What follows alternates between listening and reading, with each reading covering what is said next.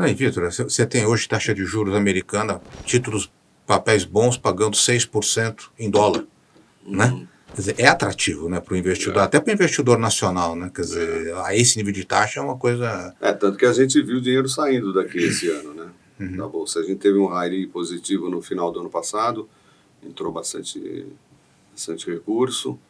Esse ano a gente viu esse dinheiro sair e o movimento continua de saída, né?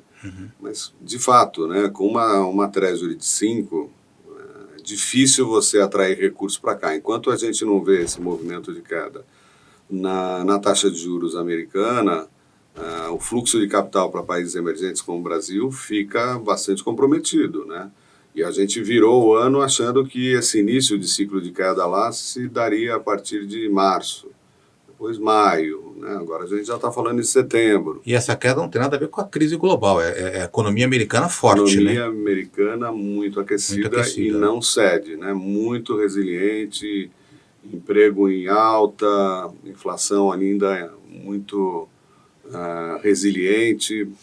Então isso acaba que impacta o mundo inteiro. Mas é engraçado, né, Vitor? Porque taxa de juros, todo mundo essa taxa de juros a 5, 5,5, que seja, alguns anos atrás seria mais do que suficiente para desaquecer a economia americana, né?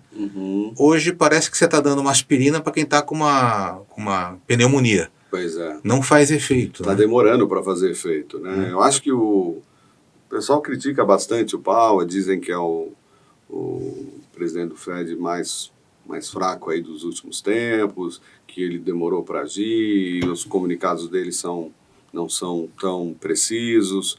A figura do presidente do Fed é importante, de fato, os movimentos também, né? Mas o fato é que está surpreendendo essa resiliência aí do aquecimento da economia, de fato, né? 5 eles estavam próximos de 0 há pouco tempo, vamos lembrar disso, né? O mundo inteiro aí, em vários lugares do mundo, a gente tinha taxa de juros negativa, né? O próprio Japão já saiu dessa perspectiva. Então, houve uma mudança grande. A gente teve o impacto relevante nesse aspecto inflacionário, globalmente falando, de um episódio que é muito pontual, que foi a pandemia, né? Então, a gente teve ali uma geração de um processo inflacionário de uma situação muito específica, que afetou o mundo inteiro e que muitos países ainda não conseguiram dominar, né?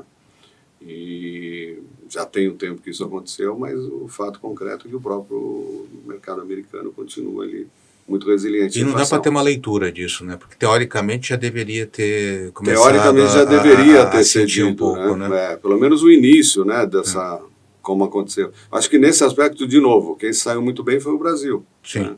Acho que no momento anterior, o Roberto Campos foi muito criticado porque ele teria demorado a mexer no 2, né? O 2 teria ficado por um período um pouco prolongado, mas o fato é que quando começou esse movimento de combate à inflação com aumento de taxas de juros no Brasil foi muito rápido, deu resultado, a gente vinha na trajetória correta e agora, pontualmente, mais especificamente nessas últimas semanas, esses fatores combinados aí, o externo e a preocupação fiscal, né? O que foi divulgado pelo governo aí recentemente sobre a questão de meta, né?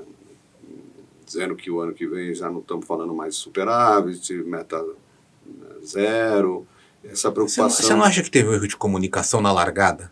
Teve, se eles chegassem e falassem, olha, porque eles criaram uma expectativa, eu me lembro disso, a gente até conversou que não ia se concretizar, ou a chance de se concretizar o que eles estavam falando era bem remota. Eles colocaram uma expectativa muito fora da realidade. Como é que você acha que o mercado reagiria e falasse, nós não vamos atingir esse superávit, só vamos conseguir equilibrar em 2025? Eu acho que teria sido melhor. Eu acho que teria sido melhor. Eles aumentaram muito a expectativa, né? E pouco crível, né?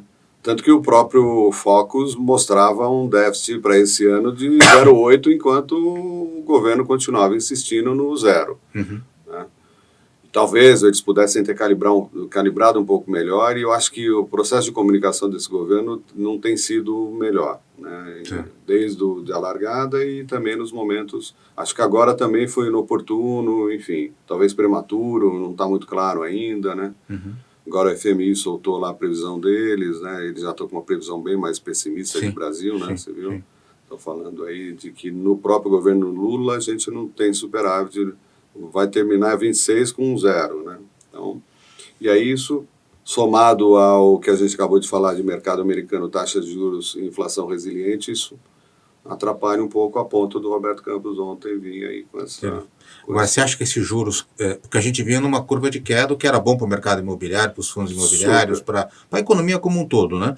Isso. Aparentemente isso vai dar, pode continuar caindo, mas o ritmo mais lento, né? Isso. Agora não há perspectiva de subida do juro americano. Então, esse cenário que a gente não tem hoje, né? Não. Você acha que o que é patamar de juros para vocês aí por investidor no final do ano? Então, até semana passada a gente achava que era 9,25, 9,5, né? Final do ano, desse ano. Desde ontem a gente está revendo essa expectativa, né? Porque de fato o mercado já passou majoritariamente a achar que o próximo corte não é mais de meia, 0,25, né? Tá.